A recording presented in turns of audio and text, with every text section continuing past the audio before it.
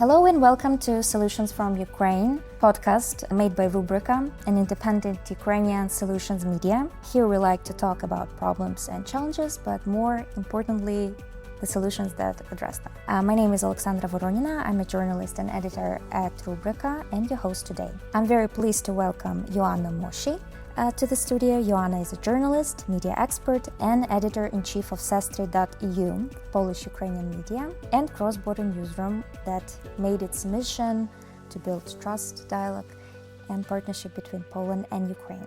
She's also the head of the Media Liberation Fund and has worked on multiple social projects supporting women. In our conversation today, we'll discuss how Sestry came to be, why Polish-Ukrainian cooperation is so vital right now, and how journalism can become a force for solidarity and support, especially in times of war. Joanna, welcome. It's great to have you here. Pleased that you're having me here. Thank you. So let's start with your story. What led you to create Sestry? Was there a specific moment when you realized that this project was needed? It's always difficult to answer it was a moment or a process. So when we decided to leave Gazeta Wyborcza, we decided to create Media Liberation Fund, and our first goal was to consulting to other smaller media outlets because we had a lot of know-how in subscription model, in media transformation. We had a quite big success in Gazeta Wyborcza, but from the beginning of the full-scale invasion, we constantly had these thoughts that now the most important topic for Poland is Ukraine, and that we should do something to bring us together, Poles and Ukrainian, and that we are a media people and only one thing we can do is doing media. So we decided to create Sestry together with, a former journalist and editor from Gazeta Wyborcza and Ukrainian journalist, mostly only women, who was in Poland after 2022. So the name Sestry means sisters from Polish and from Ukrainian, basically, yes? So why did you choose this name and what does it represent in the context of Polish-Ukrainian solidarity? You know, with the name of the project is always problem because it's many ideas and no one is good enough. But Sestry is in Ukrainian name for sister, in Polish siostry.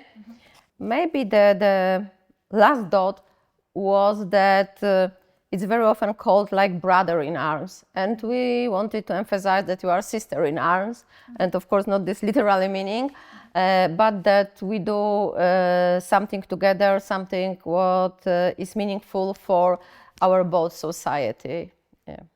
Why do you think it's so important right now for Poles and Ukrainians to build stronger connections, not just politically, but also socially and culturally? Yeah, it's, in ideal world, neighbors always should have a strong connection, but usually neighbors had also harmful moment in their common history because we are neighbors, so it couldn't happen that everything was only nice and pleasant during 1,000 years history. But in a time without war, we don't care about it. But now when you are in war and we all, this East Middle Europe, we are in hybrid war with Russian propaganda, with Kremlin. So our bonds was much more meaningful than it was 20 years ago. Yeah? So it's crucial, and one of our mission is to society from both sides understand it, yeah? That it's okay, politicians, historians, their opinions and attitude is important, but also society should think warmly of each other and know each other better, also through culture, And sometimes forget about the misunderstandings for the Of time course. being. Yeah, just focus on building better future, not being stuck in past. Because I always say in such moment that if we are stuck in past, it means that we do exactly what Russia expected for us, because it's their game to divide us, to focus on this hard moment in our history. About it, almost nobody except historians spoke 20 years ago, yeah? And now it's the widely public discourse about Volyn. Yeah, Russia uses this misunderstandings between Polish and Ukrainian people just to divide us. Of course. Which we should ignore. Yeah, and sometimes I think that they are quite good in this, yes? If we get involved deeper and deeper in analysis, in judging who was more victim, and it's pointless. So you said that your mission is to connect our nation. So how does your media build that dialogue and that trust? In what ways? How we do it? It's first, we are mostly Polish. We are bilingual, can say, but in English we have not all our content, but our articles are in Polish and in Ukrainian language. So it's very important that we want to target both audience. What is difficult for media? So we always want to show both sides perspective. We are not so solution driven as you are, but in this harmful history, we want to just focus on solutions, on the future, not about who feels more bigger victim than others.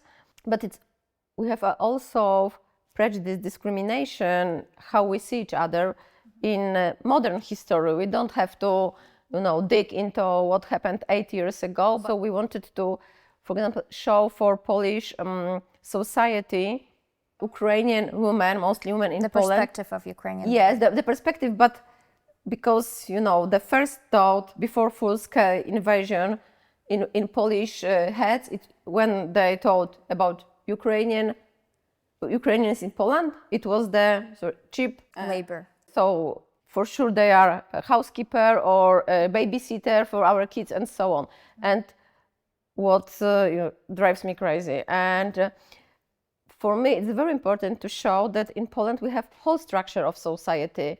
Yes, they are such people, but also doctors, well-educated professionals, and so on. So it's also about connection between our nation, but it's also about integrate Ukrainian women who are in Poland, because most of them will stay in Poland forever. We know such cases from the history.